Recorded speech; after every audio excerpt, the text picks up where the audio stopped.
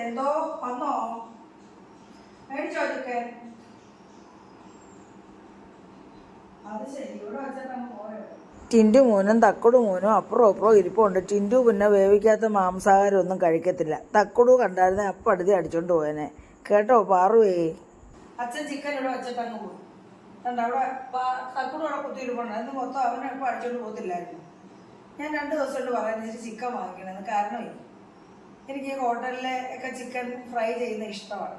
പിന്നെ ഞാൻ കറി വെക്കണം, എന്നാലേ എനിക്കിഷ്ടമുള്ളൂ. അപ്പോൾ വേറെ ആരും കറി വെച്ചാലും ഞാൻ കൂട്ടത്തില്ല. അപ്പം നല്ല രീതിയിൽ ഒരു ചിക്കൻ കറി വെക്കാൻ വേണ്ടി ഞാൻ 2 ദിവസം കൊണ്ട് പറയുന്നു.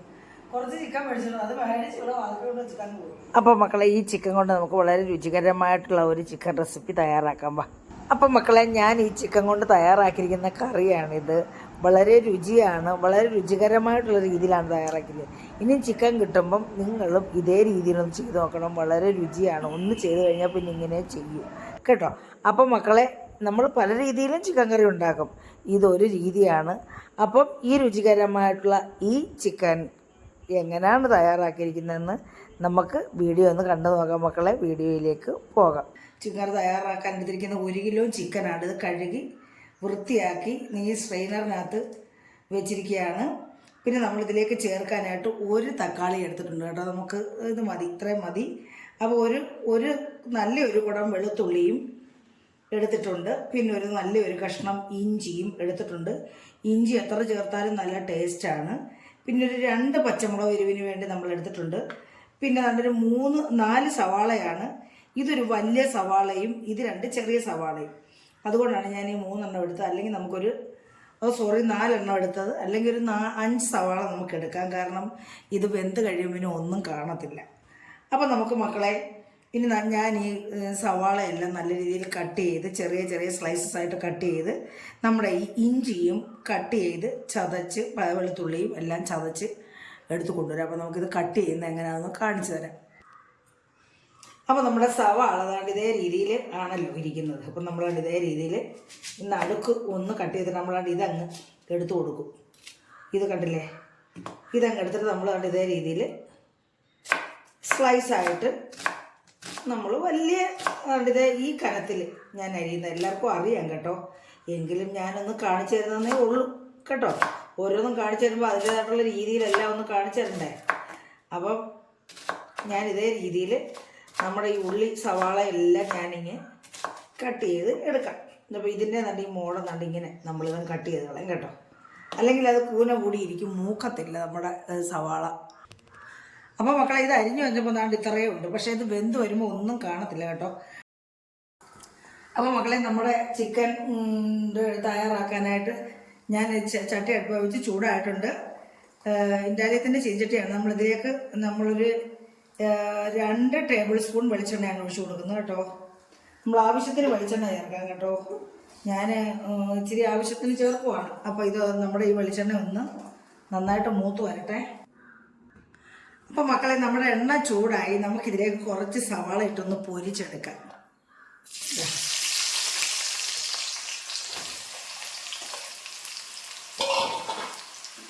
നല്ല ഹൈ ഫ്ലെയിമിലിട്ട് വേണം പൊരിക്കാനേ, അല്ലെങ്കിൽ ഇത് നന്നായിട്ട് പൊരിഞ്ഞ് മൂത്ത് വരത്തില്ല. അപ്പോൾ ഇതൊന്ന് മൂക്കട്ടെ ഉണക്കണേ. അപ്പോൾ മക്കളെ, ഇത് കോരി എടുത്ത് നമ്മുടെ ക്യാമറ ഓഫായി പോയ സമയത്ത് കേട്ടോ നല്ല കിലുകിലാണ് മൂത്തിട്ടുണ്ട്. ഇനി നമ്മുടെ ചട്ടിയിലേക്ക് നമുക്ക് ഈ എണ്ണയ്ക്കകത്തോട്ട് നമുക്ക് കടുക് ഇട്ട് കൊടുക്കാം. 1 ടീസ്പൂൺ കടുകാണ് ഞാൻ ഇട്ട് കൊടുക്കുന്നത്.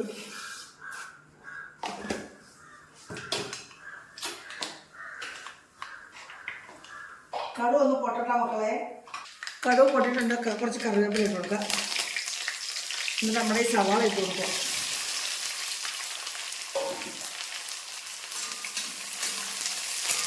അപ്പോൾ സവാള ഒന്ന് മൂക്കാൻ നമുക്ക് 1/2 സ്പൂൺ ഉപ്പ് ഇട്ട് കൊടുക്കാം.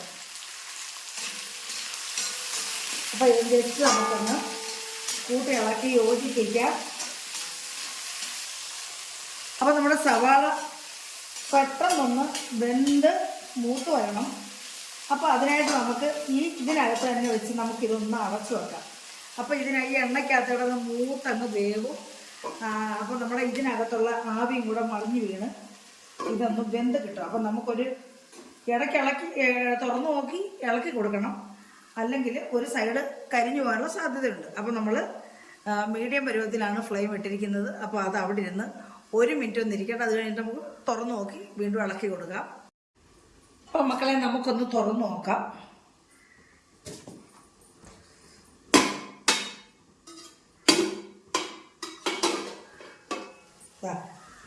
കണ്ടില്ലേ, അടിക്കൊന്നും പിടിച്ചിട്ടില്ല കേട്ടോ.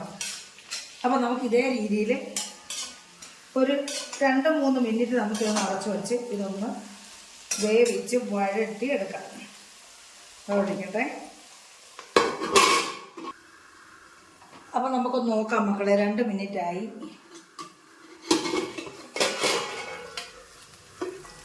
കണ്ടില്ലേ, കണ്ടോ? ഇനി നമുക്കിത് തുറന്ന് വെച്ച് തന്നെ ഒന്ന് വഴറ്റി വേവിച്ചെടുക്കാം. ഒന്ന് വേവാൻ വേണ്ടിയാണ് നമ്മളിങ്ങനെ അടച്ചു വെച്ചത്. ഇനി നമ്മൾ അങ്ങനെ അടച്ചു വെച്ചാൽ ഇത് വെന്തങ്ങ് കുഴഞ്ഞു പോകും. അപ്പോൾ നമുക്കിനി എണ്ണയ്ക്കകത്തിട്ടൊന്ന് മൂപ്പിച്ചിങ്ങനെ എടുക്കാം, വഴറ്റിയെടുക്കാം. മൂത്ത് കരിഞ്ഞ് ക്രിസ്പി ആവണ്ട കേട്ടോ, ക്രിസ്പി ആവരുത്.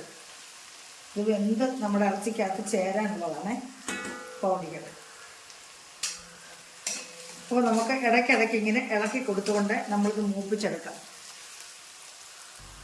അപ്പം മക്കളെ, നമ്മുടെ സവാളയൊക്കെ ഇതേ രീതിയിൽ മൂത്തിട്ടുണ്ട്. നമുക്കിതിലേക്ക് ഇനിയും വെളുത്തുള്ളിയും ഇഞ്ചിയും ചതച്ച് വെച്ചിരിക്കുന്നതും ഇട്ട് കൊടുക്കാം. ചതച്ച് വെക്കുമ്പോഴേ നമുക്ക് ഇതിൻ്റെ ഫ്ലേവറൊക്കെ നന്നായിട്ട് ഇറങ്ങി നന്നായിട്ട് പെട്ടെന്ന് മൂക്കുകയും ചെയ്യും. ഞാനതങ്ങ് ഇട്ട് കൊടുക്കാം കേട്ടോ. അപ്പോൾ അതിന് നടുക്ക് കിടന്ന് ഒന്ന് മൂക്കട്ടെ. ഹൈ ഫ്ലെയിമിലാണ് ഞാൻ ഫ്ലെയിം ഇട്ടിരിക്കുന്നത്, ഹൈ ഫ്ലെയിമിലാണ്. അതിൻ്റെ ഇടയ്ക്ക് കിടന്നൊന്ന് മൂക്കട്ടത് കേട്ടോ.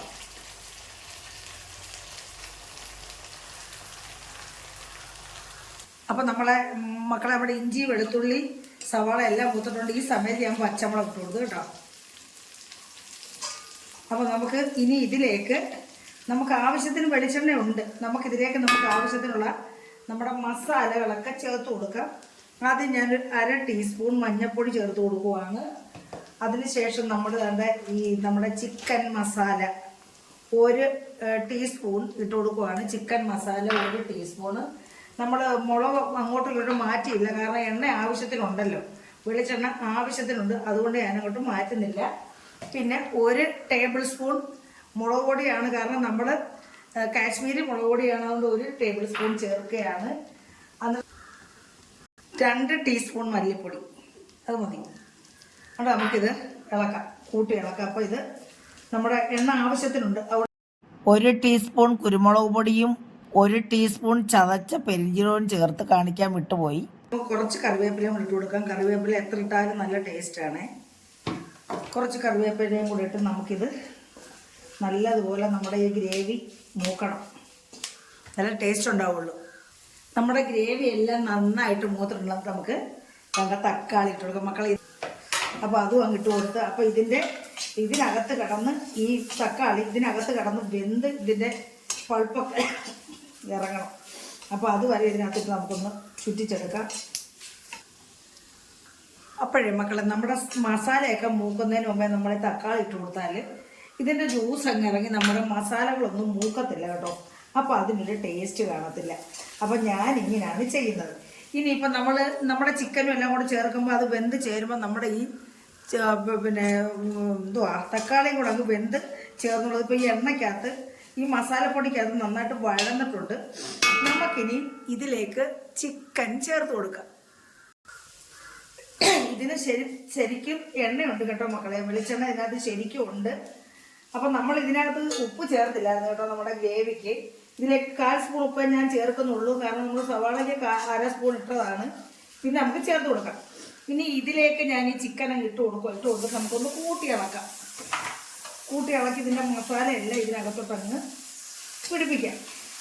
അപ്പോൾ നല്ലൊരു ടേസ്റ്റ് ആയിരിക്കും. നമ്മളിങ്ങനെ വറക്കിന് നമ്മൾ ഈ മസാലയ്ക്കകത്തിട്ട് ഇങ്ങനെ അങ്ങോട്ട് ഇളക്കി കഴിയുമ്പോൾ ഇതിൻ്റെ അകത്തെല്ലാം എണ്ണ പിടിക്കുകയും ചെയ്യും. നമ്മളിന്ന് ജസ്റ്റ് ഒന്ന് അടച്ചു വെക്കുമ്പോഴത്തേനും നമ്മുടെ ചിക്കനകത്ത് വെള്ളമെല്ലാം ഇറങ്ങി വരികയും ചെയ്യും. കണ്ടില്ലേ, ഞാൻ ഇതേ രീതിയിൽ നമുക്കിങ്ങനെ ഒന്ന് ഇളക്കി കൂട്ടി യോജിപ്പിക്കാം. കാരണം ഈ എണ്ണയെല്ലാം നമ്മുടെ ഈ ഗ്രേവിക്കകത്തുള്ള എണ്ണയെല്ലാം ഇതേലൊന്ന് പിടിക്കണം. അപ്പോൾ ആണ് ഈ ചിക്കൻ്റെ ടേസ്റ്റ് നമുക്ക് ഫീൽ ചെയ്യുന്നത്. കണ്ടില്ലേ, ഇത് 1 കിലോ ചിക്കനേ ഉള്ളൂ. 1 കിലോ ചിക്കൻ ചേർക്കാനുള്ള ചേരുവകളാണ് ഇതെല്ലാം. കണ്ടില്ലേ, നമ്മുടെ ഗ്രേവിക്കകത്തുള്ള എണ്ണയെല്ലാം നമ്മുടെ ചിക്കനിൽ പിടിച്ചിട്ടുണ്ട്. അപ്പം നമുക്ക് ഒരു ഫ്രൈ ചെയ്ത ഒരു ഫീല് കിട്ടാൻ വേണ്ടിയാണ് ഞാൻ ഇങ്ങനെ ഇളക്കുന്നത് കേട്ടോ മക്കളെ.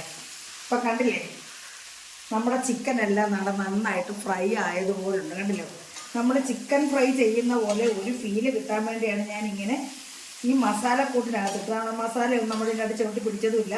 നമ്മളെല്ലാം ഫ്രൈ പാൻ ചെയ്യുന്ന പോലാണ് എനിക്ക് ഈ ചീനിച്ചട്ടിക്കകത്ത് ചെയ്യുമ്പോൾ ഫീൽ ചെയ്യും. നമ്മൾ ഇനി നമുക്കിത് കൂട്ടി വെച്ച് ഒന്ന് അടച്ചു വെക്കുക. അങ്ങനെ 2 മിനിറ്റ് ഇടവിട്ട് അടച്ചു വെച്ച് തുറന്ന് നോക്കി ഇളക്കിയല്ലേ കൊടുക്കണം. കാരണം ഇതിൻ്റെ വെള്ളം ഇറങ്ങി ഇതൊന്ന് ഈ മസാലകളെല്ലാം ഇതിനകത്തൊന്ന് പിടിക്കാൻ വേണ്ടിയാണ്. അങ്ങനെ 2 മിനിറ്റ് വീതം പല തവണയായിട്ട് അങ്ങനെ തുറന്ന് നോക്കി ഇളക്കി കൊടുക്കണം. ഇളച്ചില്ലേ ഒരു സൈഡ് ഇരുന്ന് കരിഞ്ഞു പോകും കേട്ടോ.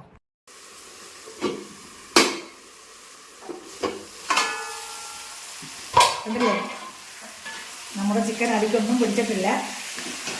എണ്ണയെല്ലാം തെളിഞ്ഞ് നല്ല സൂപ്പറായിട്ട് വന്നിട്ടുണ്ട്. നമുക്കിനി ഇതിലേക്ക് എന്ത് ചെയ്യണം അറിയാവോ, കുറച്ച് ചൂടുവെള്ളം ഒഴിച്ചു കൊടുക്കണം.